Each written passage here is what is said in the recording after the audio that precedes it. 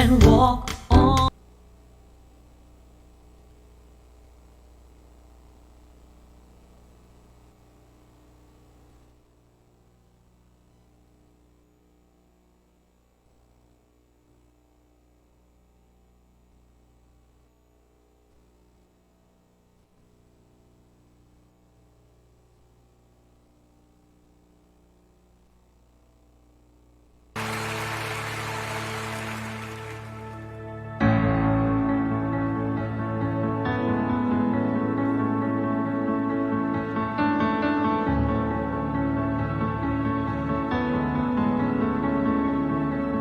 There is a song, I know it well, a melody that's never failed. On mountains high and valleys low, my soul will rest, my confidence in you alone. Hope has an end, his name is Jesus. My Savior's cross has set the sinner free. Hope has a name, his name is Jesus. Oh, Christ be praised, I have victory.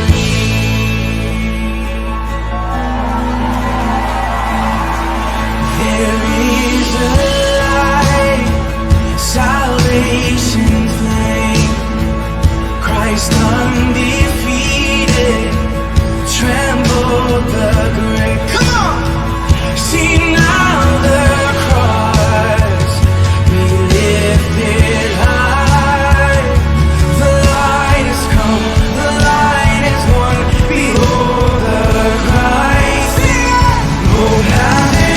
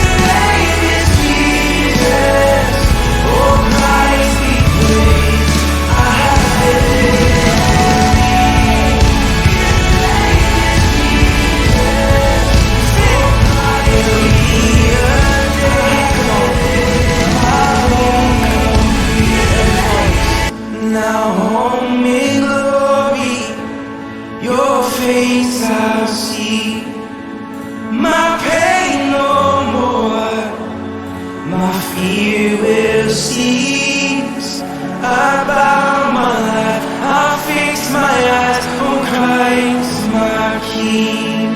I bow my life, I'll fix my eyes on Christ my King.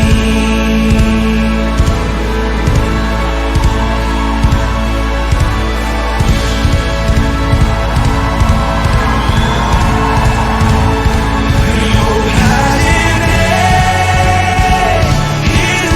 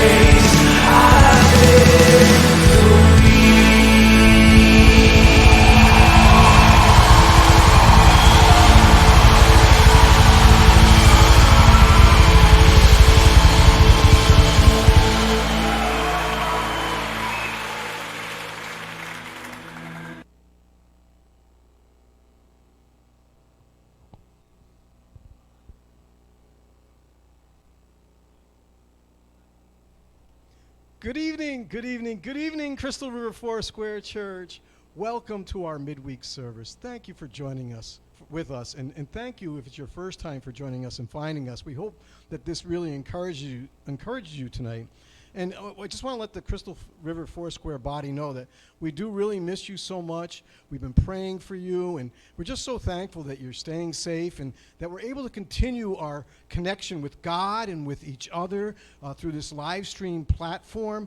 And so I just wanted to say that how much we are missing you, and we're very thankful to those who have been diligently working behind the scenes to bring us and enable us to connect this way on Wednesdays and Saturdays, and enable us to bring God's word to you and his inexplicable peace during this time of uncertainty and disruption and this church reimagined. Just wanted to say I personally want to thank Zach, Trenta, and we're very I know his wife Mary's been here before, and she's helped out. And now we have Jason Dewis sitting in bring us sound booth helping out, and I know Susan has spelled Wednesdays and Saturdays, Susan Belk.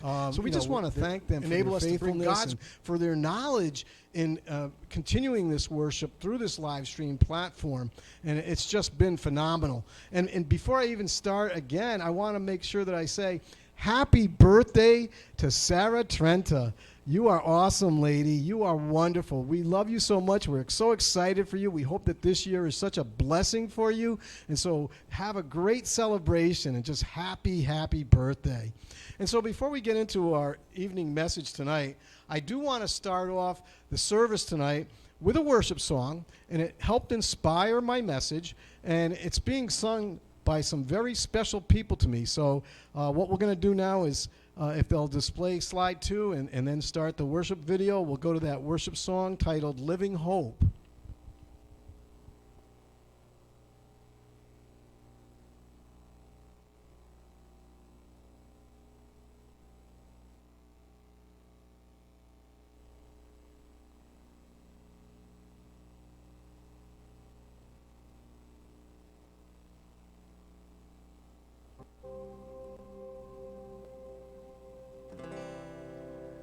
How great the chasm that lay between us, how high the mountain I could not climb. In desperation, I turned to heaven and spoke your name into the night.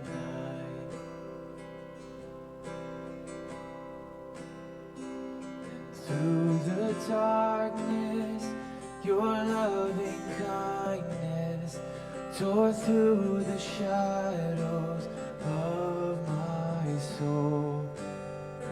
The work is finished, the end is written. Jesus Christ, my living hope.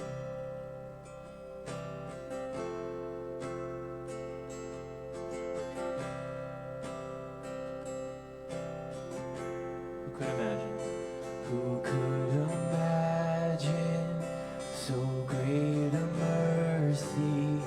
What heart could fathom such boundless grace?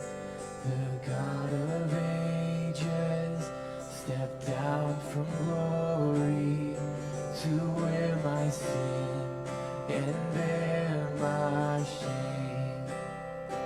The cross has spoken, I am forgiven. The King of Kings calls me his own. Beautiful Savior, I'm yours forever. Jesus Christ, my living hope.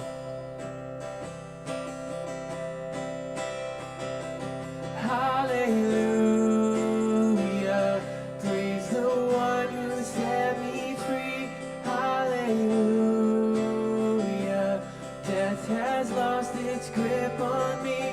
You have broken every chain. There's salvation in your name. Jesus Christ, my living hope.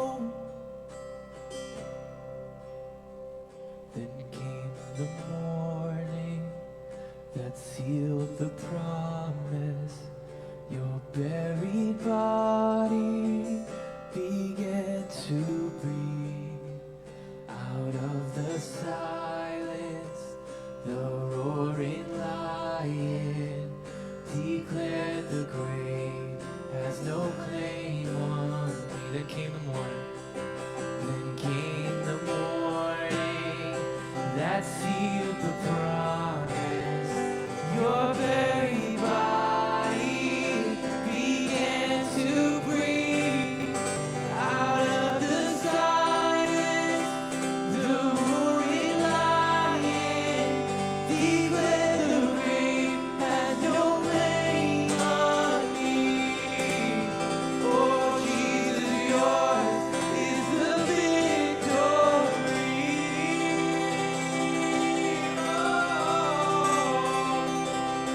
Hallelujah. Praise the one who set me free. Hallelujah.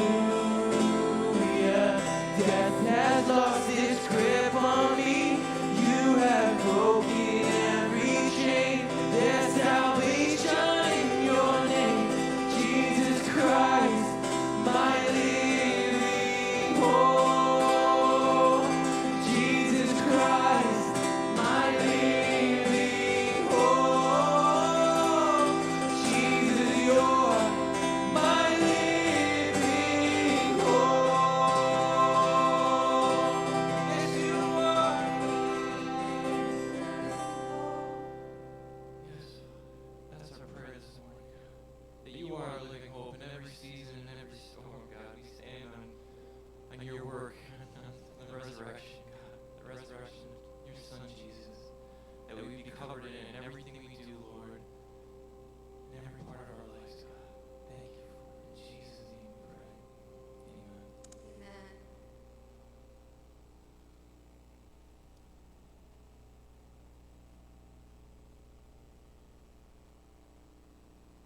I was just so proud of those guys. And for those that don't know, and you haven't heard me brag, that was our oldest daughter, Caitlin, in the middle singing, and our youngest daughter, Alyssa, on the left side, with her husband, Jonathan, and he was playing the guitar. And the guy that is kind of producing this and putting this all together is Caitlin's husband, John. And they've been doing this for whatever time now that we've been in this quarantine and isolation and so forth. But they've been doing it on a weekly basis, faithfully, for their church. It's a Foursquare church in Groton, Connecticut, called Lifehouse Church. And they've been doing such a great job. They've been such a blessing, and they've been such an encouragement during this time of disruption and isolation. And so we're just so thankful for them, and thankful that they allow me to kind of share and use their worship that they do. So the title of my message tonight is Hope Has a Name. Now, we are in a time where we find that people's spirit and their hopes, they're being crushed. And the COVID-19 pandemic, this is different than any other kind of crisis or natural disaster that we've ever experienced or ever had to face. It's different because it affects all of us, not just a certain population or not just a certain area or a certain part of the globe or a certain country or a certain age group or a certain ethnicity.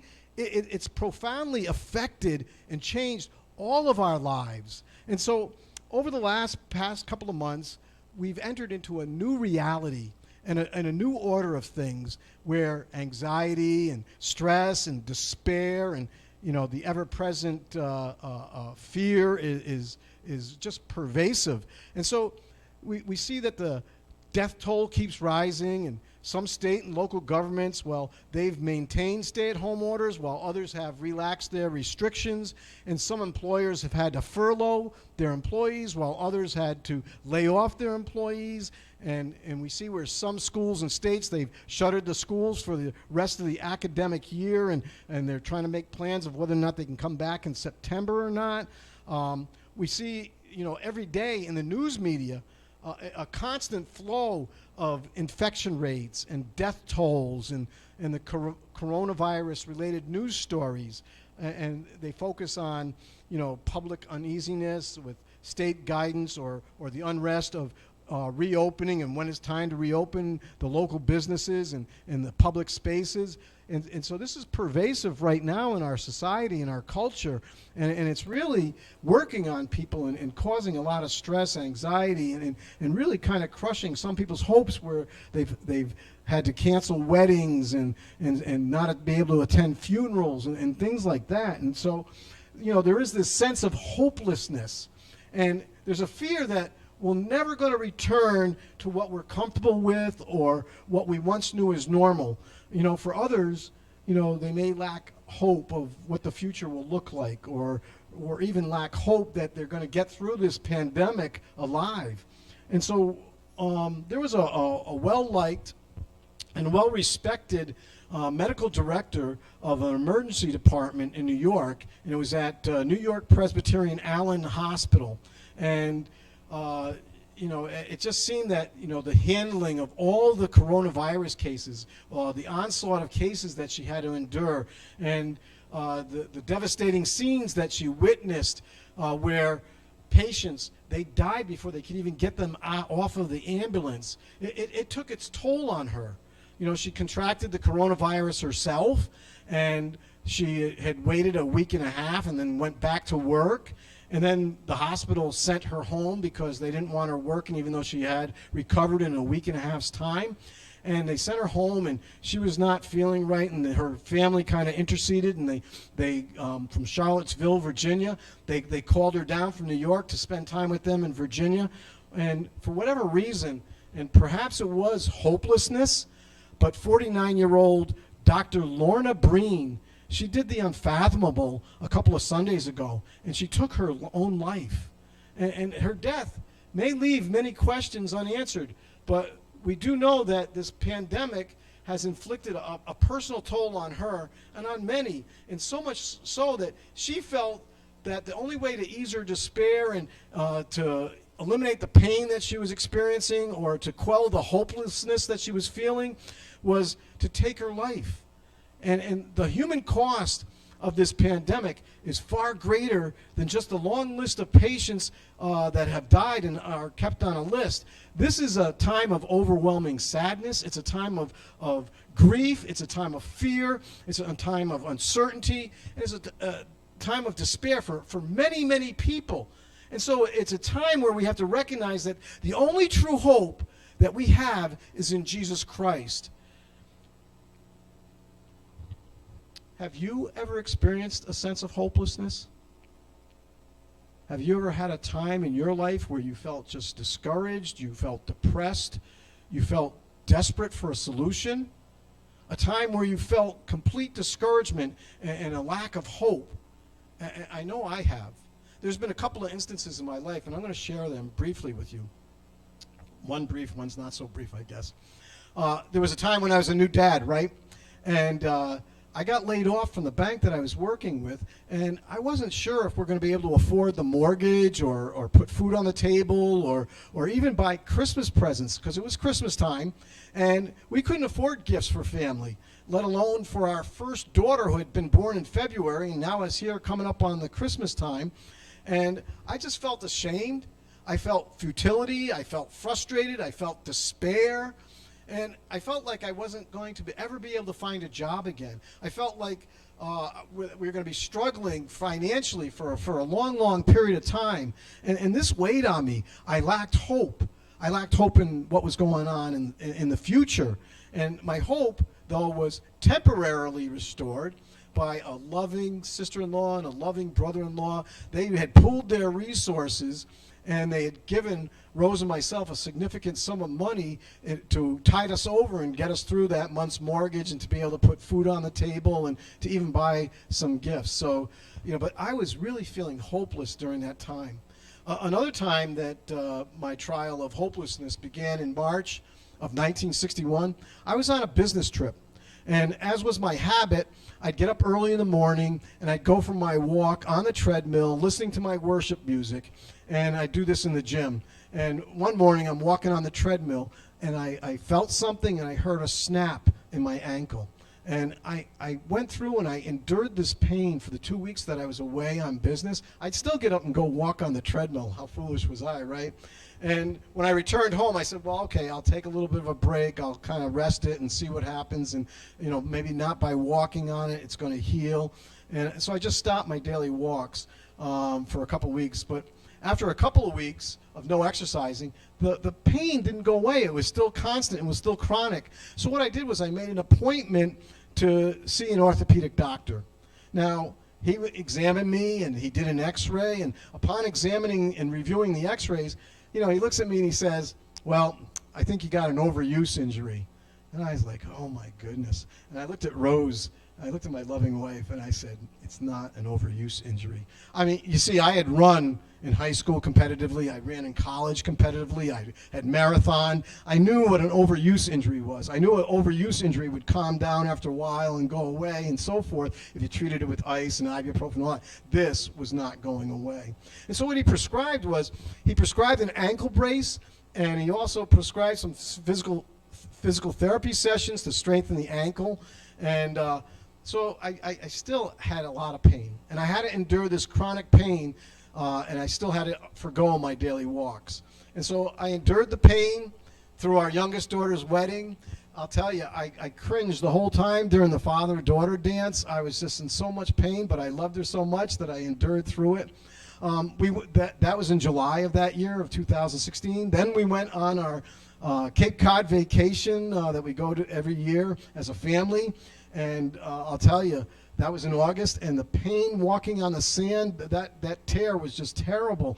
And we had our 1-year-old granddaughter with us, and I had to carry her down to the water and then carry her back to the chairs because she didn't like the feel of the sand. And I'll tell you, I was afraid that I was going to drop her or something because the pain was just unbearable. And so, when we got back from that vacation, I made another appointment to see the orthopedic doctor again. And this time, he prescribed an MRI, and I was so thankful. And lo and behold, the MRI results showed that I had a tear in the peroneal brevis tendon of my ankle. And so I was like, oh, I was elated at that point. I was feeling vindicated. I was so hopeful that, all right, now we know what the problem is. Now we can repair it. I'd be able to resume my normal walking activities and so forth. Not so fast, my friend. The orthopedic doctor, well, he didn't do this kind of surgery. And so I had to go be referred to a specialist. And so by the time I got in and had an appointment with a specialist, now it's going into late September, early October, and I was a little bit crushed in that he didn't do it and I couldn't be dealt with right away, but I went and saw the specialist. And, she read the MRI, and I thought, okay, well, we're just going to set up a date for the surgery, and, I'll get this over with and done with, and then I'll be back to my walking regimen, right? Not so fast, my friend, again. So upon examining the MRI, the specialist told me that she's going to put me in a boot, one of those big boots, and prescribe physical therapy for me again for 6 to 8 weeks. I'll tell you, my hopes were severely crushed. If you could display slide 4, please. So, physical therapy, a boot, 6 to 8 weeks, I was devastated. I was in despair.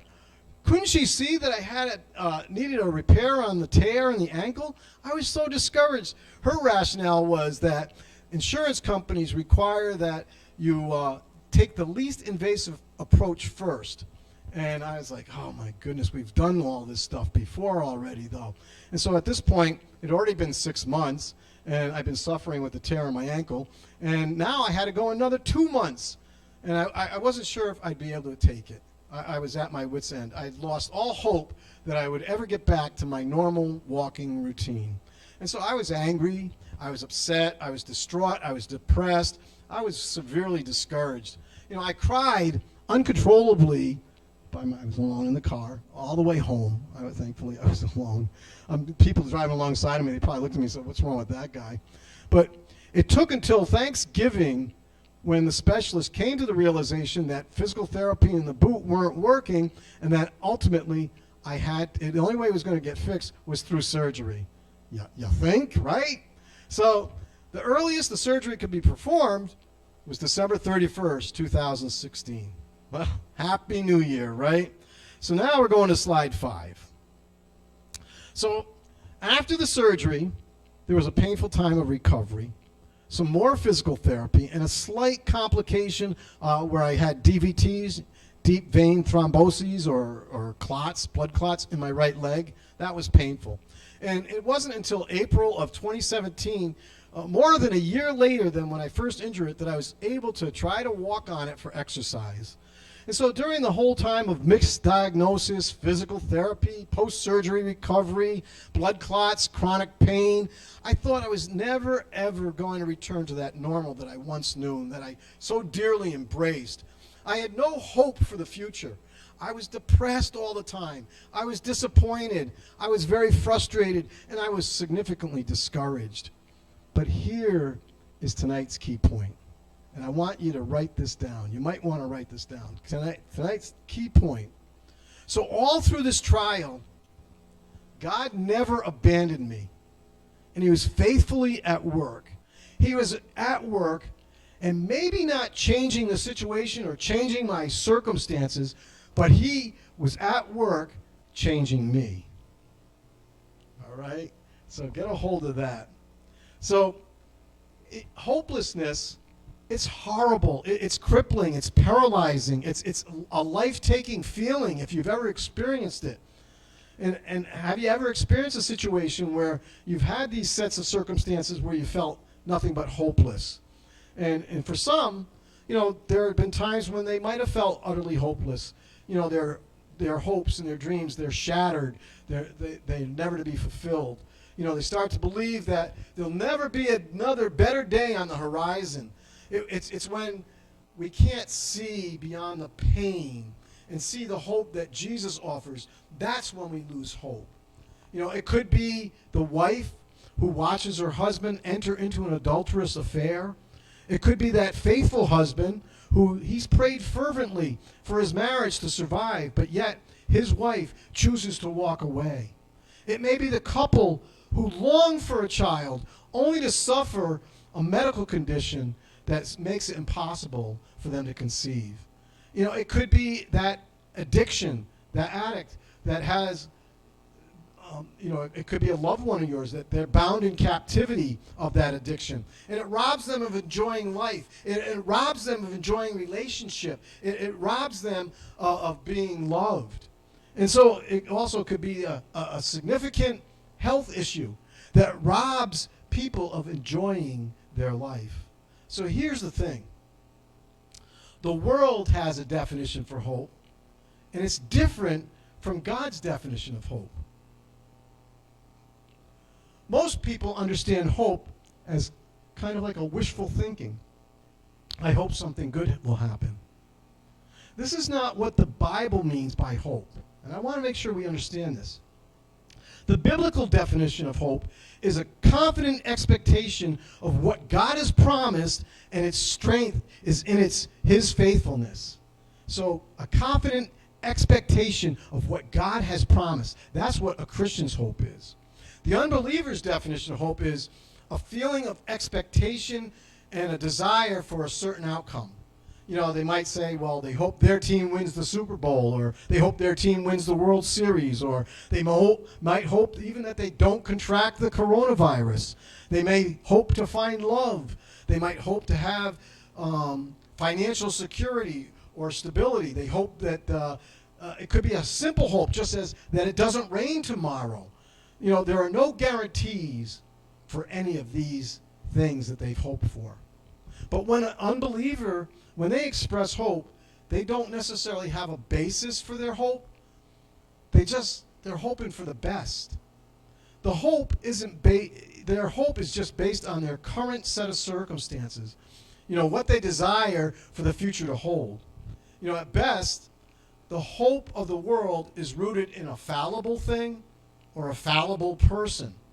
But when believers express hope, they are basing it upon the work of Jesus at the cross and his promise of conquering sin and death, and that it's guaranteed. So we can say that functionally, Christian hope and the world hope, they're similar. They each have a hope associated with an anticipation of something or an aspiration towards something. But that's where it ends. That's where the distinction stops. So the distinction needs to be made. Worldly hope is merely an optimistic desire that something be fulfilled, right? Where it's a hope not guaranteed. A hope because it's not guaranteed hope because it's subject to changeable, imperfect people. And it's also subject to changeable, imperfect circumstances. On the other hand, the hope of the Christian is guaranteed because it's subject to an unchangeable, perfect Christ. We only have to go to Hebrews 13:8, right? Jesus Christ is the same today, yesterday, and forever, right? So Christian hope is an optimistic assurance that something will be fulfilled. This hope is a guaranteed hope because it's anchored in Jesus Christ, the unchanging, perfect Son of God, and every unchanging promise found in His Word. And that's what it's based upon. So there is guarantee to it. There is a guarantee behind it. So worldly hope, it leaves us adrift in our life, and we get tossed about by the waves of our circumstances. Whereas Christian hope, it serves as the anchor for our souls. It holds us steady, especially in these uncertain times. And that's what the difference is between worldly hope and Christian hope. So I want to point out that you and I aren't the only ones that have ever felt that there is no hope. You know, we can see this. You and I aren't the only ones that have just focused on our current set of circumstances rather than our unchanging Lord. Even individuals in the Bible, let's take a look at Moses' experience with God. And he has the commandments in his hand, only to find the Israelites in complete chaos and sin. And it says, "But now, please forgive their sin. But if not, then blot me out of the book you've written." Oh my goodness, that's desperate. That's saying that God, I'm through with this. You got to forgive them, or just blot me out. We take a look at Job. He was a righteous man of God who lost literally everything. So great was his suffering that he lamented.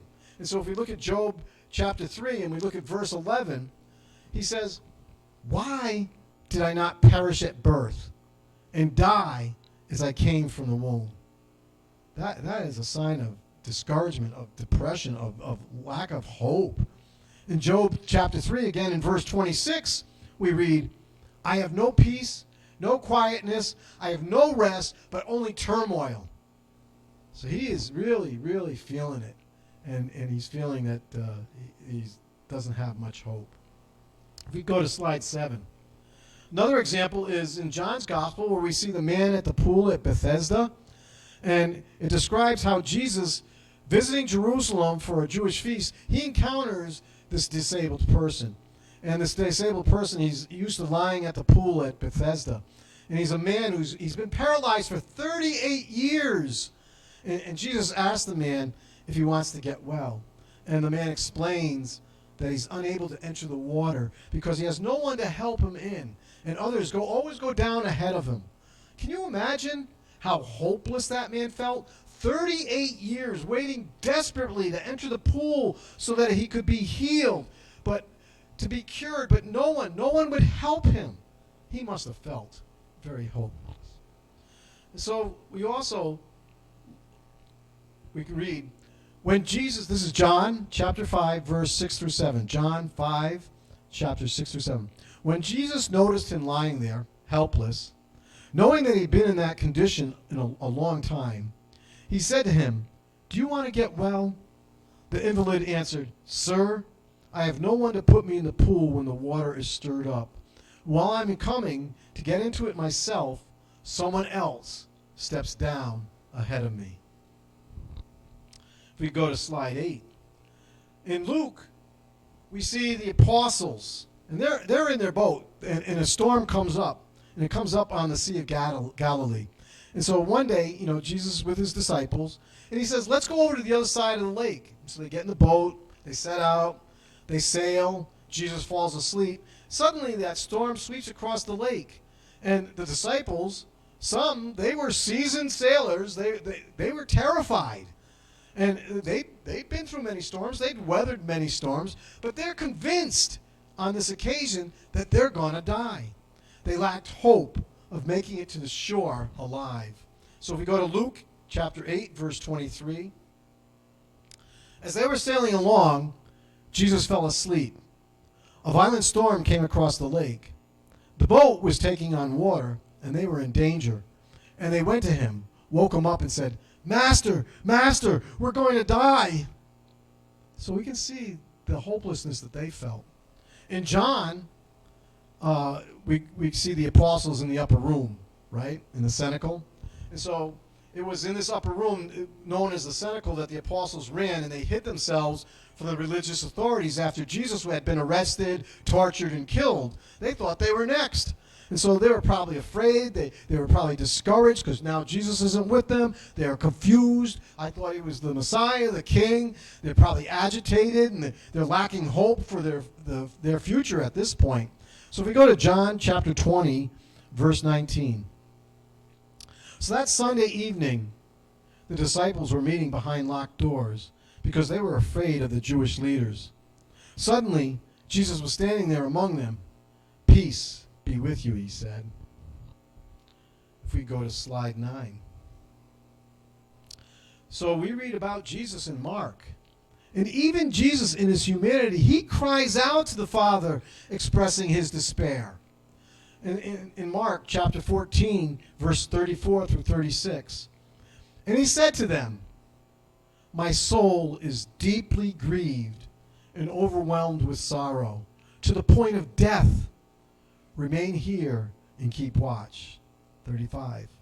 After going a little farther, he fell to the ground, distressed by the weight of his spiritual burden. And he began to pray that if it were possible, in the Father's will, the hour of suffering and death for the sins of mankind might pass from him. He was saying, Abba, Father, all things are possible for you.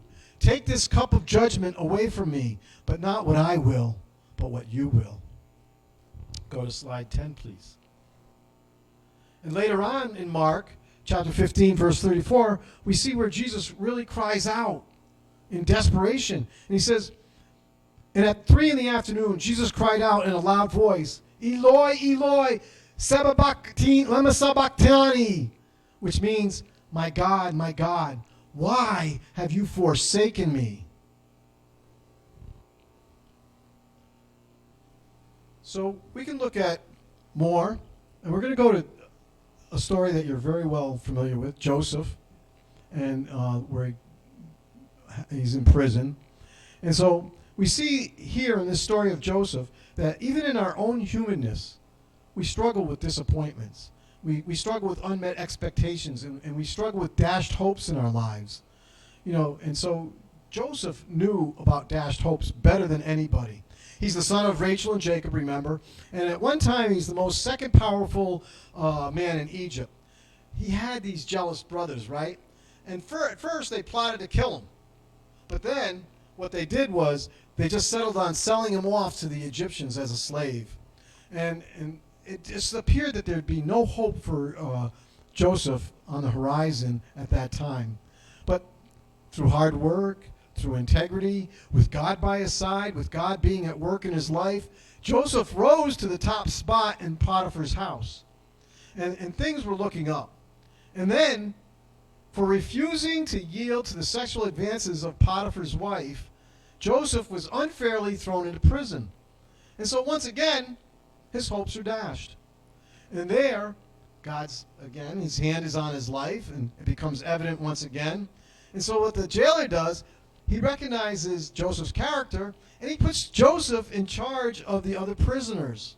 And so, again, now Joseph's hopes are rising up again, and he prayed that God would get him out of there soon if he's being elevated to this position. You know, we don't know how much time passed, but after a while, 2 new prisoners joined Joseph, Pharaoh's cupbearer and his chief baker. Now, these were important men in Pharaoh's court. The cupbearer, well, his job was to taste the wine to make sure that Pharaoh didn't get poisoned. the baker, he ensured the quality of the food that was served at Pharaoh's table.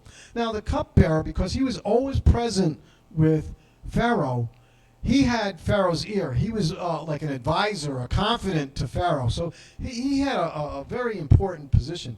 Well, it turns out that these men somehow had offended Pharaoh, and they ended up being thrown in the dungeon with Joseph.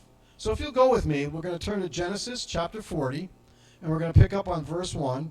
So that's Genesis 40, verse 1.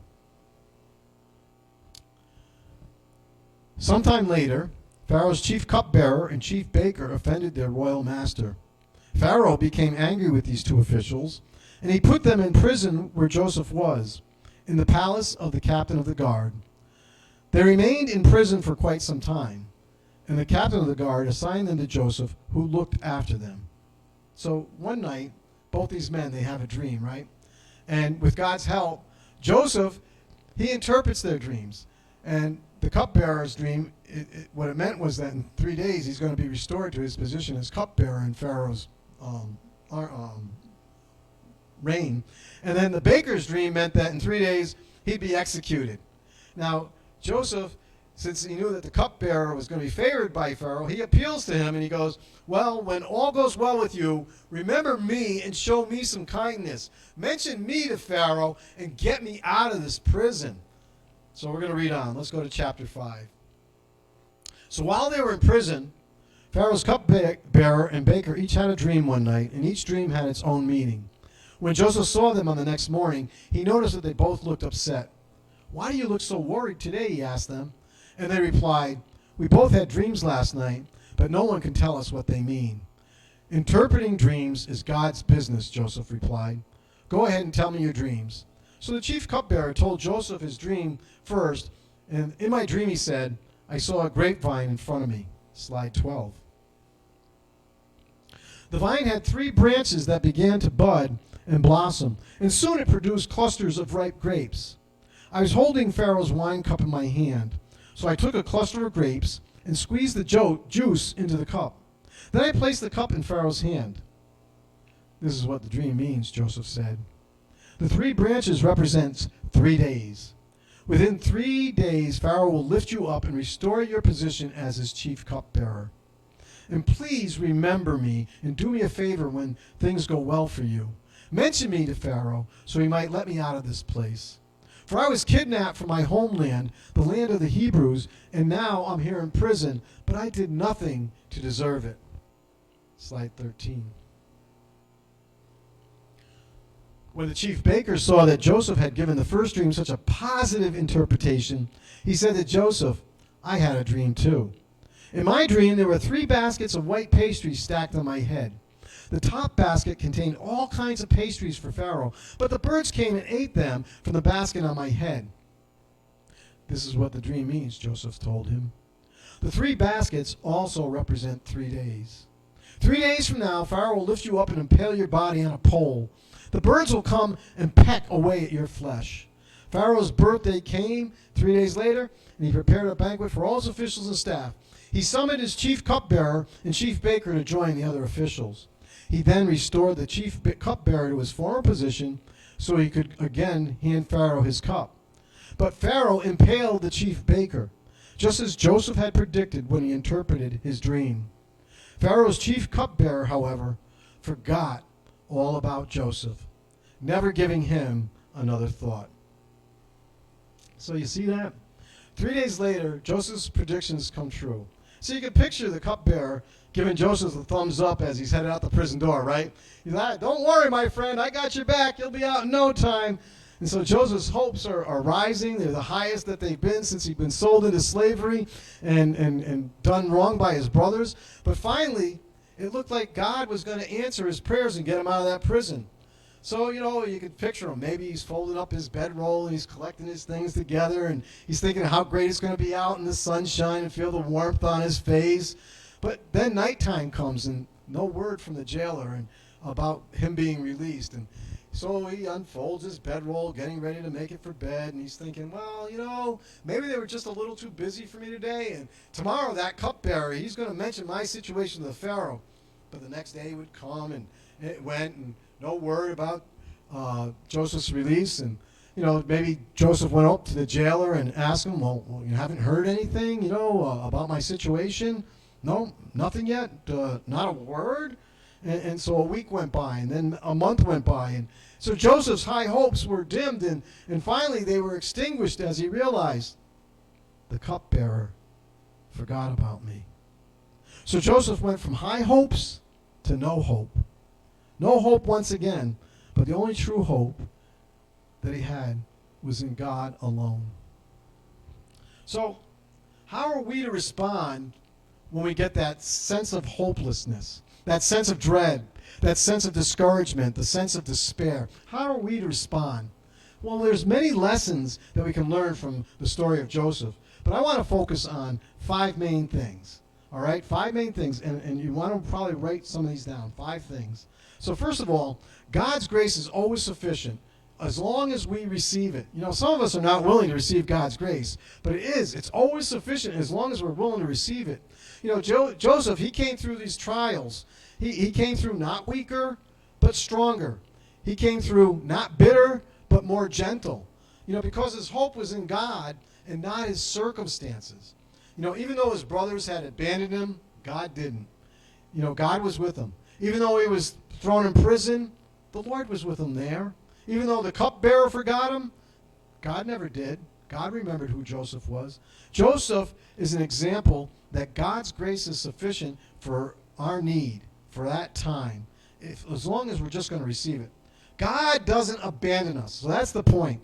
God doesn't abandon us. So write that down. God doesn't abandon us. He doesn't abandon us in our tough times, our bad times. He's right there with us. He sees what we're going through. He knows what we're going through. He knows what we're feeling. But he never abandons us. And so number 2, despite what's going on in your life, know this. God is at work. He's at work within you. There's a work that he started and a work that he's committed to seeing completed. And we got to remember that God is always more concerned with the character of our heart than he is with our circumstances. So here's the thing that you should write down. God may not want to change your circumstances, but he may want to change you and who you are. Number 3, it's just a fact of life, right? God is not going to remove all the hopeless circumstances in our lives. And it's not an indicator that God doesn't love us. It's not an indicator that, he's not with us. It's not an indicator that he's abandoned us. It's an indicator that we live in a very fallen, disappointing world. And for that reason, where we live, it's why we need him more, right? It's all the more reason that we need to put our hope in Jesus and not our circumstances. And so that's what we should write down. We are to put our hope in Jesus and not our circumstances. Not this fallible world, not the fallible people that are in the world, but our only place that we should be putting our hope is in Jesus. And number 4, it is a painful process. But God, he has to strip us of all of our human hope until our hope is only centered on him, on him alone. We got to come to this place where we know, not just formally, we know functionally in our heart that God alone is to be trusted, that he alone is our only hope of salvation. To do this, he uses disappointments and he uses difficult circumstances where we go from high hopes to no hope, where we come to that place where we recognize that the only hope that we have is in God himself. And number 5, and here's the key for tonight. Hope has a name, and his name is Jesus. If we could show slide 14, please. So then, how are we to respond in our times of trials, our times of discouragement, our times of despair? We are to hold on, patiently expecting. H-O-P-E. Hold on, patiently expecting. Our 2020 vision needs to be on him. and his promise of eternal life and not our current circumstances. We need hope. We need to hold on, patiently expecting his return and his promise of eternal life with him and his promise of conquering sin and death. We need to ask ourselves some questions, and ask yourselves these questions, and you could write these down. Am I focused on him, or am I focused on my circumstances and the situation in which I find myself? Okay? Am I focused on him, God, Jesus, or am I focused on my circumstances and the situation that I find myself? Number 2, am I willing to accept that God may not want to change my circumstances, but maybe he's wanting to change me? Am I willing to accept that God may not want to change my circumstances, but that he may be wanting to change me? And number 3, am I asking God in all of this what changes he wants to make? Am I asking God in all of this, what changes he wants me to make? Remember the 2 questions in a prayer from my previous sermon, right? I hope you've been asking yourselves that. God, what are you up to in my life? And how do you want me to partner with you in that? God, what are you up to in my life? And how do you want me to partner in that with you? So if we could display slide 15. So before I conclude tonight's service, I want to give you the opportunity to be faithful and obedient in your giving. And so I want you to give openly and freely, and this enables Crystal River Foursquare Church to faithfully serve you, the community around us. And so I want you to be faithful in your walk with God and your stewardship of your finances. So here are 2 ways that you can be submitting those tithes. You can submit the tithes online by hitting that donate button that you can find on the live stream and past videos tab at our website, the church website, which is www.cr4s.org. Or you can mail a check in to the church at Crystal River Foursquare Church, 1160 North Duncanfield Avenue, Crystal River, Florida, 34429. That's 1160 North Duncanfield Avenue, Crystal River, Florida, 34429. So let's conclude tonight's service with these 2 prayers and a wonderful worship song that we can hear again, Living Hope, that we opened with. So if you bow your heads and pray along with me. And this, again, I pray this all the time. This is from Pastor Glenn Burris, who is our sunsetting president of the Foursquare Church. But he prayed this back in August of 2016. August of 2016, that's when I was going through some real difficult time, right? So he prayed, "Dear Lord, we are praying today that as the good news is and has been shared today, that hope is restored. Chains are broken, bodies are healed, relationships are mended, hate is turned to love, judgment is turned to forgiveness, suicides are averted, divorces are canceled, and hell's plans are stopped." And also, dear Lord, as we go through the rest of this week and we face the hopeless circumstances in our lives, let us be reminded that you are in control, that you are at work. You've not forsaken us. You've not abandoned us. Let us be mindful that you may be using the circumstances to change us into the servant that you desire us to become. Lord, let us hold on and patiently expect the promise that you have given every believer. Let us not forget that hope has a name, and his name is Jesus, and his name will be the hope of all the world. Watch over and protect us until we can safely gather together. And we pray all this in Jesus' mighty and holy name. Amen. And so I just want to point out before we go to that lovely worship video, there's some lyrics in there, and it's towards the end. "There's salvation in your name, Jesus Christ, my living hope. Jesus Christ, my living hope. Oh God, you are my living hope." So let's play that worship video again. And thank you very much. God bless and have a great week. And we'll see you.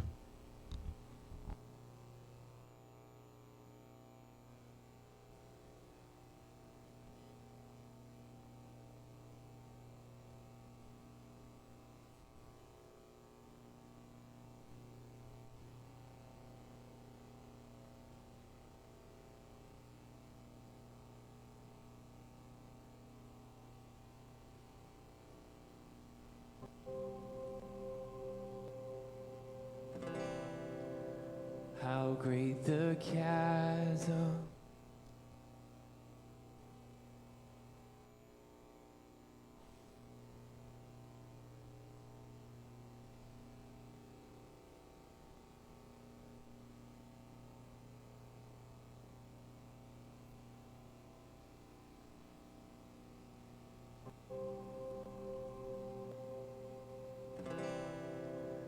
How great the chasm that lay between us. How high the mountain I could not climb. In desperation, I turned to heaven and spoke your name into the night.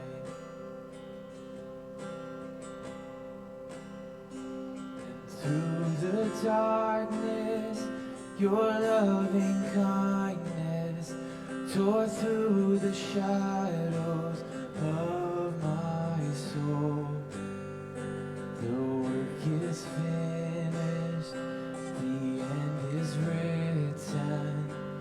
Jesus Christ, my living hope.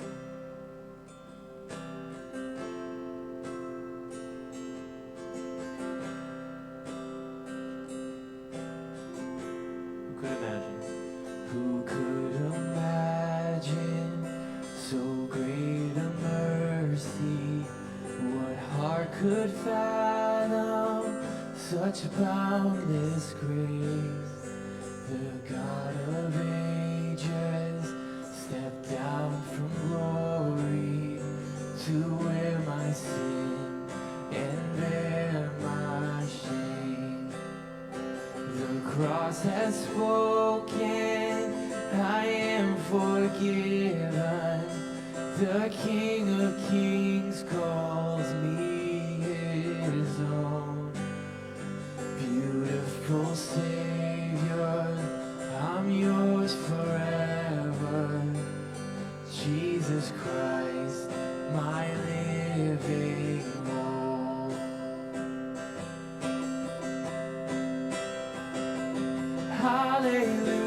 Hallelujah, praise the one who set me free. Hallelujah, death has lost its grip on me. You have broken every chain. There's salvation in your name, Jesus Christ, my living hope. Then came the morning that sealed the promise. Your buried body began to breathe. Out of the silence, the roaring lion declared the grave has no claim on me. Then came the morning. Then came the morning that sealed the promise. Your buried body began to breathe. Out of the silence, the roaring lion declared the grave has no claim on me. Oh, Jesus, yours is the victory.